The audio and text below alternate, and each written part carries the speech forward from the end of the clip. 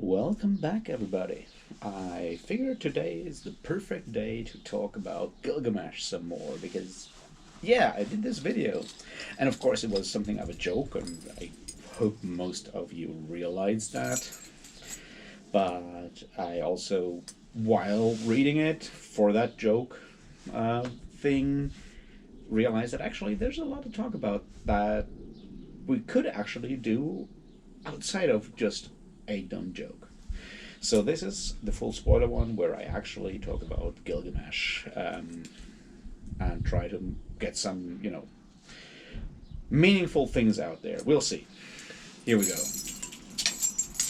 Cheers.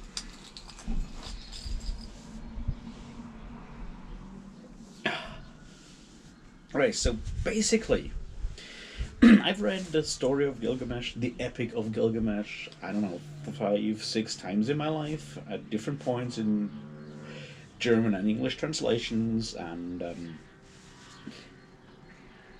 I really enjoyed the story a lot because I feel it touches me in some ways. But, and this is where it gets difficult, or where my problems are when it comes to talking about it, I feel that because of Gilgamesh being like the oldest recorded full epic story or whatever, we have this problem, we have this tendency to heap meaning onto it and surround it with some kind of mystique or whatever.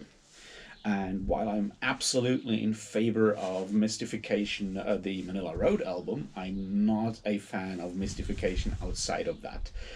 And I feel that for most of us, and that's sort of the point of the other video, was basically that most of us reading Gilgamesh should not be different from reading any other book, and we should not, endeavor to like read something in there that is not there, because we have no, like, we don't know stuff unless we actually study Sumerian or Akkadian or whatever, like spend a lot of time with archaeology or linguistics and so forth, and anthropology.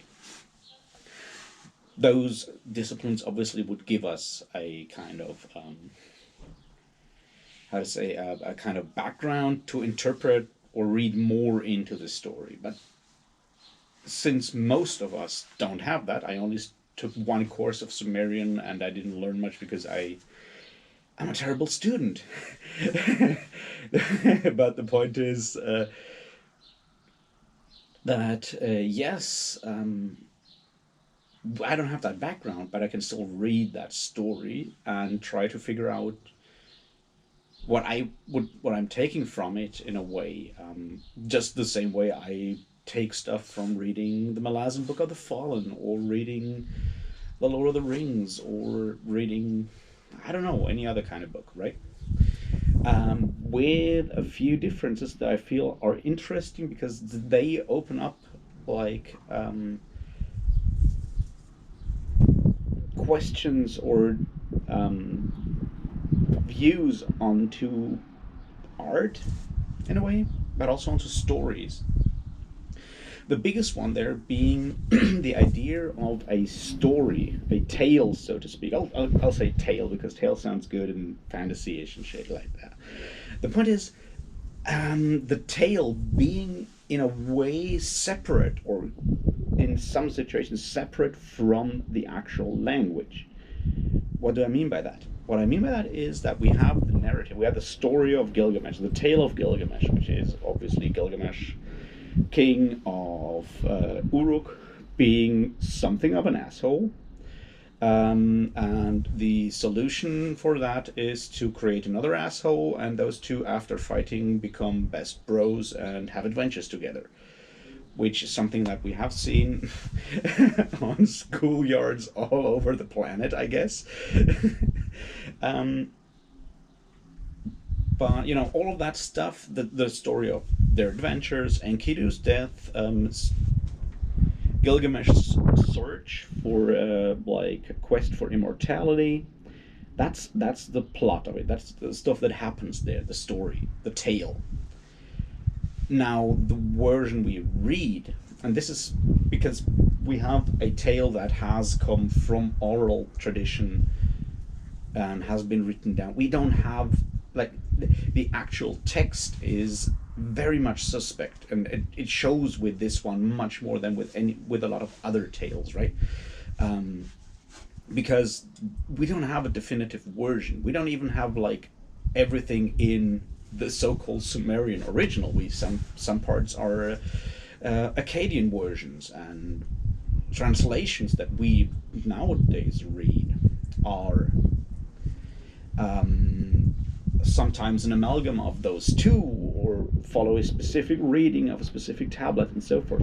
So the text that we read, the actual language, is very much different from the tale, which I find is very, very interesting, because I am someone who very much enjoys language, right? I do enjoy language, and I feel with a lot of like with a lot of the books I read and enjoy, a lot of the stuff that I enjoy is also about the specific use of language that specific authors make. And the fact that Gilgamesh, and I would call like other like mythology, legend, stuff like that, classics like, the Iliad, there is no guy named Homer who wrote that thing in specifically that one style. We don't have that. Same with Beowulf, I would say. A lot of others, like the story, the tale is where we as readers nowadays take meaning, where we find meaning. It's not much about the language, and this is, as I said, this is something that I find very interesting, because I'm very much focused on language, and I sometimes read authors just because I like their prose. I don't even care so much for the story they tell. My enjoyment comes from the actual language. And then on the other end, we have something like Gilgamesh, where the entire enjoyment of Gilgamesh needs to come from the tale, not the language. I could also say I enjoy the translation that I'm reading now, or whatever, and appreciate those people's grip on the language, which I find, I recently had the same when I was reading, recently, it was a year ago, when I was reading an English translation of Don Quixote, and the version I was reading, for whatever reasons, I know the reasons, but the reasons are with money and shit like that, was the translation by Tobias Smollett, which was done in the 18th century, like rather close to the actual original coming out. And I enjoyed that language as well, because I enjoyed that language, but I am absolutely aware of the fact that in that regard, my enjoyment of the language is more an appreciation of Tobias Smollett than it is of Cervantes, because I have not read Cervantes' language. So these examples, and Gilgamesh, I feel, is like the best one, because it's even more muddied there than with any of the others. I feel make the difference between words and meaning, words and language and the tale told, very obvious. And I find that is something that that is interesting to look at, because once again, the story is interesting, and we don't read it.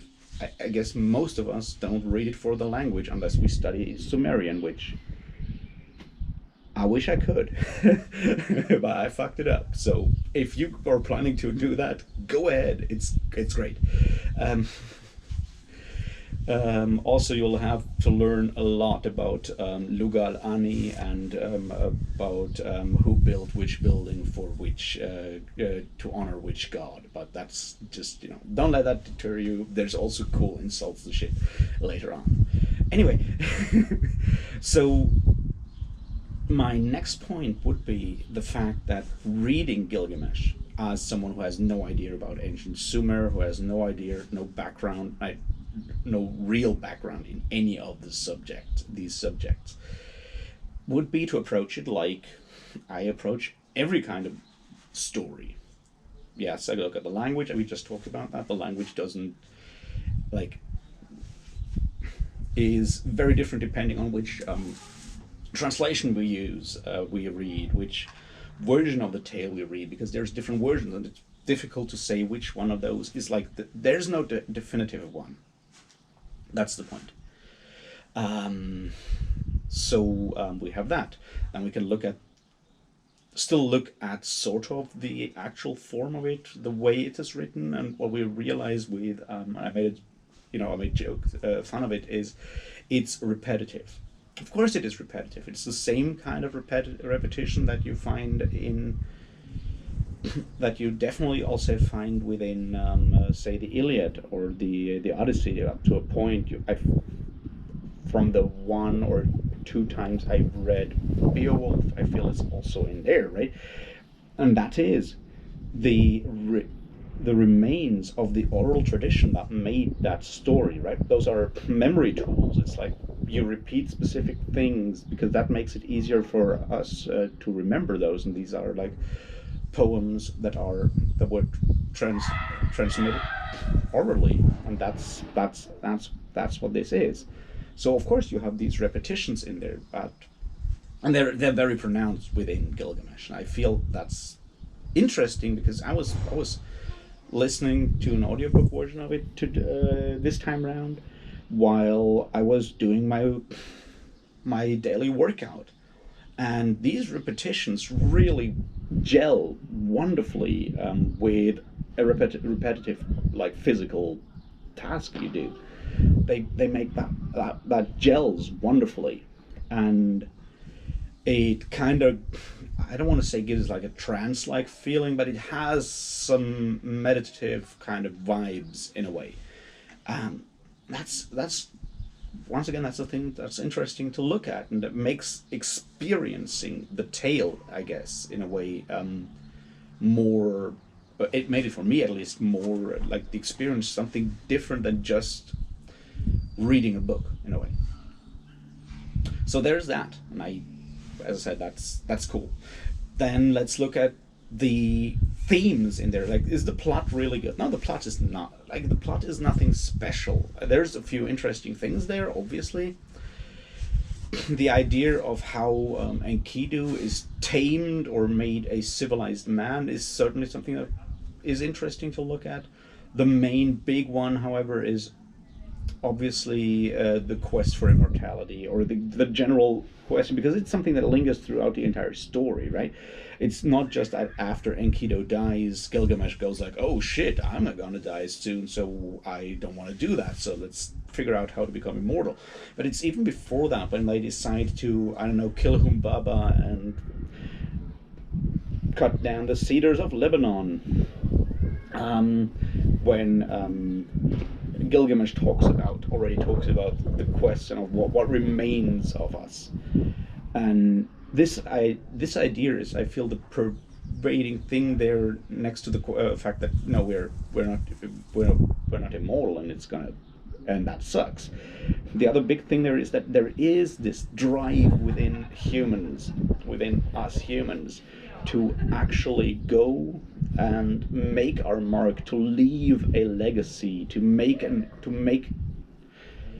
something, to do something meaningful that will remain after us, which, is the answer that you have, the answer to the fact that we are not here forever. So we still want to be here forever, so we need to figure out how to actually make ourselves immortal outside the flesh. And that driving force and the futility of it is definitely like one of the big themes. The other thing that I found interesting is like a lot of the stuff happening within this episode, it's alien, right? That's very interesting for me, because we always talk about I don't know, different perspectives. There's the ongoing debate about the non-Western perspective on the Malazan Book of the Fallen and stuff like that. And of course, my perspective is the perspective of a semi-well-educated Westerner. I've read a lot of stuff from different places and so forth, but still, the way the story is structured, the way this is made, the themes showing up, Gilgamesh feels alien to me in a way that the Iliad partly does. The Odyssey not so much, because the Odyssey has a much like stricter structure, I guess. But in a way, Gilgamesh still feels more alien than the Iliad to me. And to come to grips with the fact that this is alien, this is something that I can't really like fully grasp or connect to, but wanting to, is part of what makes Gilgamesh so fascinating to me as a story. Right, just the fact that I can't really grasp it. I can make fun of it. I can, draw out these platitudes that people are waffling around about Gilgamesh when they blow it up with like the most meaningful, oldest story of mankind and so forth. Right? To me, it feels like doing that is sort of the cop out, where we just throw that out there without saying anything, because it's so difficult for us to say anything meaningful about it, because most of us are not experts on the culture it came from, and we just don't know that shit, right? That's sort of what it feels like to me, in a way. Which, makes me come back to it again and again. Plus, obviously, my sheer absurd, like, interest in dumb details, and how weird they seem to us nowadays. That incongruity is something that I enjoy immensely. There's like this one part when what's this when Gilgamesh is mourning for Enkidu, and he has this long list of what he does, and asking all these different deities to be nice to Enkidu when he's dead. And you have this extremely long list of different deities of the underworld. Like, the entire bureaucracy of the Sumerian underworld is something that I find incredibly fascinating and interesting and funny. Like, because I feel not seeing the absurdity in the fact that there is a meat carver of the underworld, and a chief minister of the underworld, and there's 20 people running the underworld, including a scapegoat, which I found super interesting to see. The fact that the concept of a scapegoat is mentioned within the Sumerian language. There, it's like just different things. Like I thought the idea of the scapegoat, I always said, is from Leviticus, but apparently you also get it in Sumerian culture, which isn't even Semitic. So that's interesting. but yeah, there is Bibu, the meat carver of the underworld, is just, I don't know. I find this really cool. I obviously have incredibly inappropriate images of some kind of demon running a kebab shop in the underworld, which, is not what it is, but I still enjoy that kind of thing. Saying that the brewer whose beer you quaffed may bemoan you is, I'm if I ever die, and I don't plan on, but if I ever die, please put that sentence on my tombstone, right? Can you please do that? That would be perfect. In cuneiform. That line about the beer brewer bemoaning my death. But still. So there's these small oddities where my joy at seeing the vast cultural differences that come with 5,000 years, I guess. Those are something that I find interesting in reading it again and again. Plus, obviously, the whole story of him trying to get